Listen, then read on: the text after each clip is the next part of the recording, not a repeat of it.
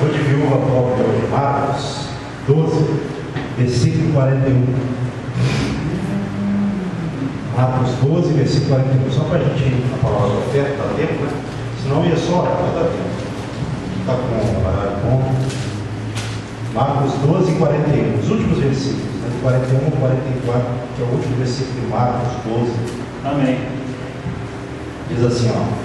E assentado diante do gasofilácio, observava Jesus como o povo lançava ali o dinheiro.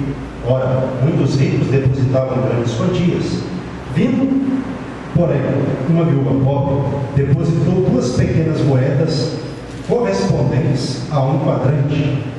E, chamando os seus discípulos, disse-lhes: em verdade vos digo que esta viúva pobre depositou no gasofilácio mais do que o fizeram todos os ofertantes, porque todos eles ofertaram do que lhes sobrava.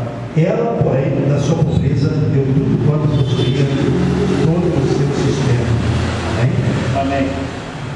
Então, a gente observa, às vezes, as pessoas, principalmente hoje na evangelista, há uma tensão, uma complexidade nessa área de contribuir com a obra de Deus. É lógico que tem uma parte que entende isso, que contribui mesmo, não tem problema nenhum com relação a isso, porque já entendeu. Agora, por ter muitos paroleiros na internet, não só na internet, nas ruas, em todos os lugares, falando mal da obra de Deus, aí outras pessoas se fecham a ponto de acharem que não precisa de dar nada para a obra de Deus. Usado pelo inimigo. Exatamente. É o que o evangelista fala aqui, às vezes eu falo, e quem tem noção da palavra, sempre existiram falsos profetas, roubadores, exploradores, isso é fato, sempre. Agora, eu dizer que todo mundo é falso profeta, eu tenho que vigiar, pois, por exemplo, Jesus lá em Lucas 8, ele libertou aquelas mulheres, né? Ele curou elas de enfermidades e espíritos malignos, e diz lá em Lucas 8 que elas serviam a Jesus, mulheres que foram libertadas por ele, com seus bens.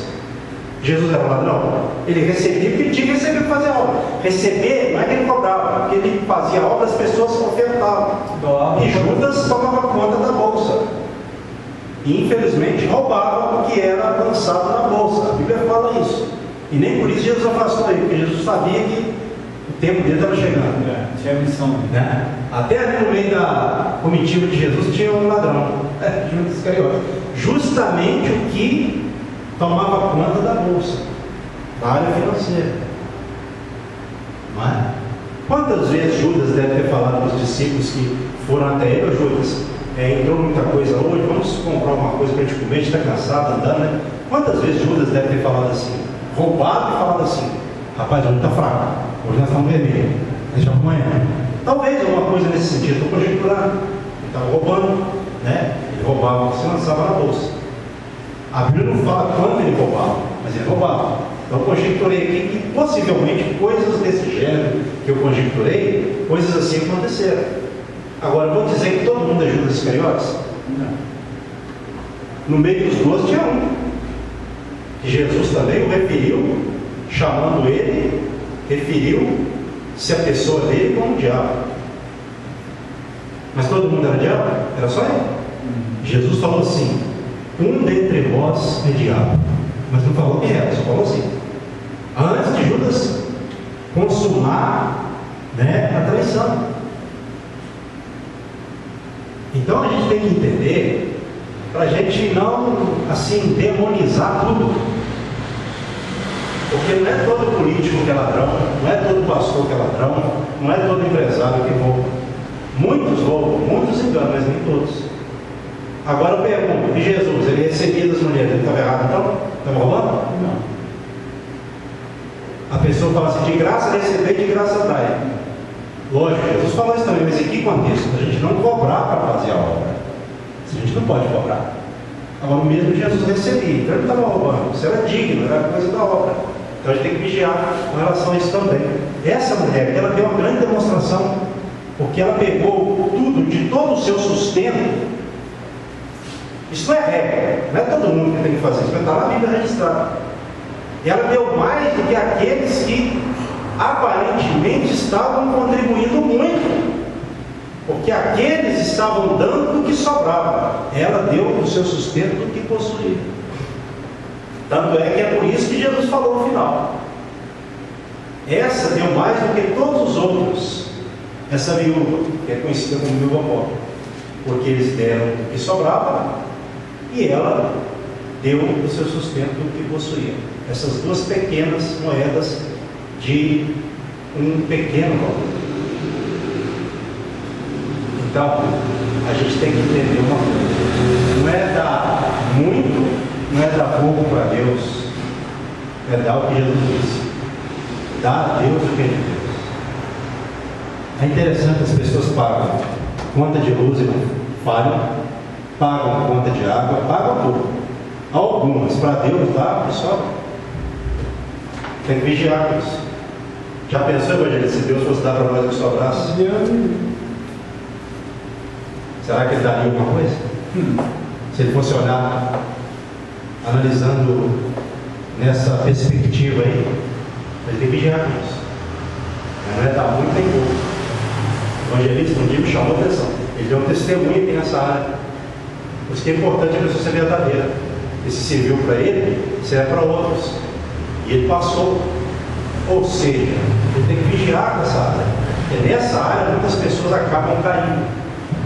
Não é? Porque a área financeira, todos nós sabemos, é uma área muito difícil. Até porque já tem aquela velha expressão, né? Tem pessoa que converte, só o bolso não converte.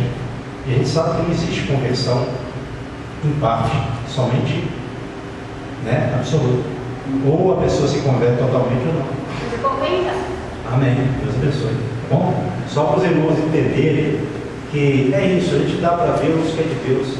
Eu pergunto para o amado: o que o amado tira do ganho e dá para Deus? Você sente algum mal, alguma coisa?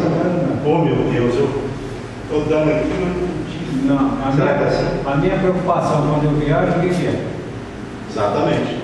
Isso é verdade. Toda vez que ele viaja, ele não viaja sem antes dar o dízimo. Ou se ele viajou e ainda não recebeu, ele já chega e tal, sempre quando está recebendo, ele pega o envelope dele e coloca. Preocupação. Então ele não tem a preocupação só de ser usado por Deus lá, falar de Deus e ajudar as pessoas para dar testemunho dele.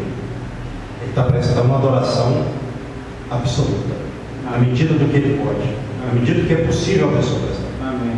Eu não estou falando isso para exaltar a gente, porque é verdade, isso aqui, ele sabe disso. Então, bons exemplos devem ser seguidos, maus devem ser rejeitados. É seguinte, Senhor nosso Deus e Pai, que o Senhor possa estar abençoando a cada irmão que tem nos ajudado, meu Pai, com as despesas da igreja, que o Senhor possa continuar prosperando, meu Pai, espiritualmente, fisicamente, e abençoando como o Senhor tem abençoado até aqui, para que não falte para ninguém, nem para a amada igreja, com relação à área financeira. Senhor, nós oramos e te agradecemos pelos meus amados irmãos que têm contribuído e os abençoamos em nome de Jesus. Amém. Graças a Deus. Se alguém tiver para ti, pode colocar. Se não trouxe também, não tem problema não, tá?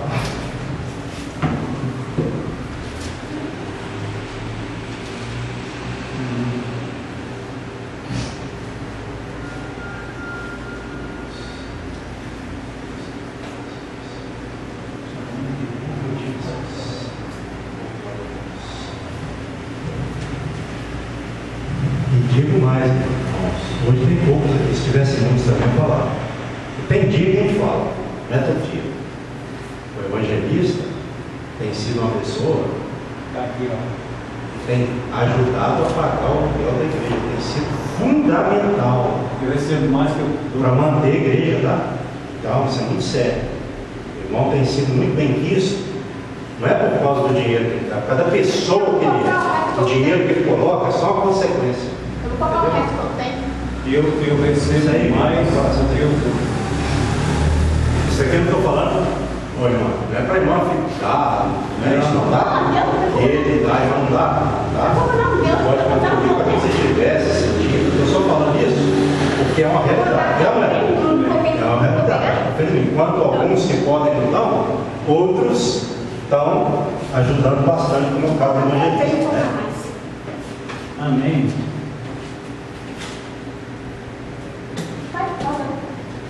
Amém. Porque às vezes tem pessoa que pode dar e não dá. E tem aquela pessoa que dá, porque Deus dá a condição de poder dar, e ela entende isso e dá. Agora tem outra pessoa, tem algumas pessoas às vezes, toda igreja tem isso, que às vezes fica esperando, quando eu fizer isso, quando eu conseguir isso, eu vou passar a contribuir. Quando eu receber isso, cobra comigo. Onde está isso na Bíblia? Até a contribuição, seja dito qualquer coisa, tem que ser um ato de fé. É casa ou coisa, pastor? Não, essa pessoa não, tá? Eu falei isso aqui porque tem coisas às vezes que tu fala. Mas deixa eu contar um negócio. Posso? Amém. Recebi o dinheiro. Quando eu recebo o dinheiro, eu separo o dinheiro do dízimo. E aí eu fiz uma viagem. E eu cheguei com o dinheiro do dízimo e só 30 reais.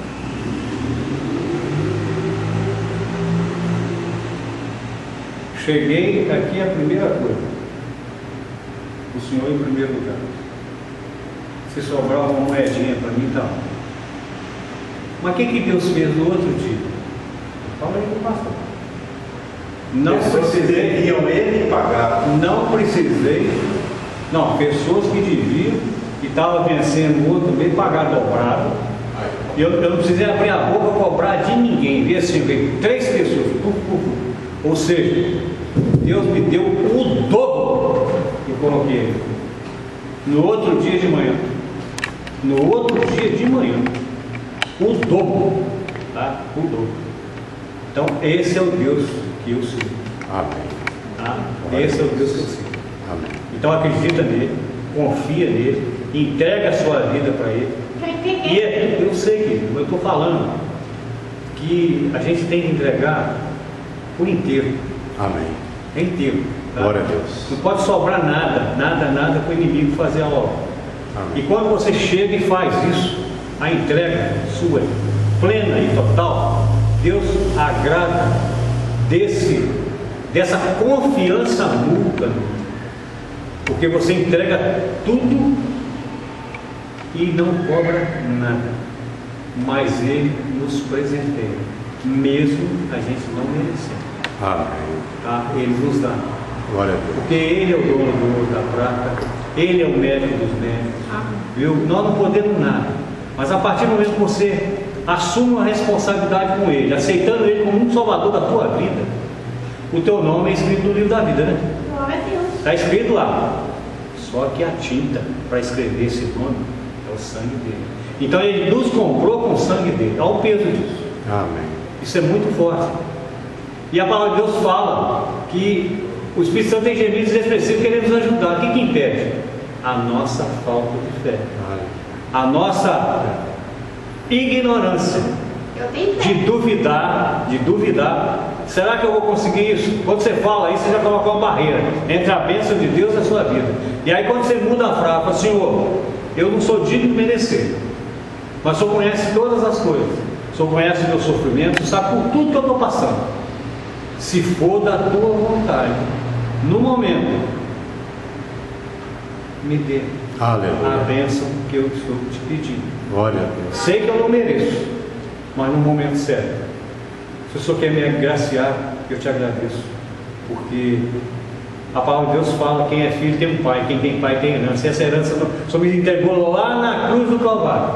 Lá na cruz do Calvário o Senhor me deu a grande vitória. Em cima dessa vitória, tudo que nós pedimos com fé, Ele fala na palavra: eu derramarei bênção abundante naquele que crê em mim. Aleluia. Então o que te impede de você receber a tua bênção?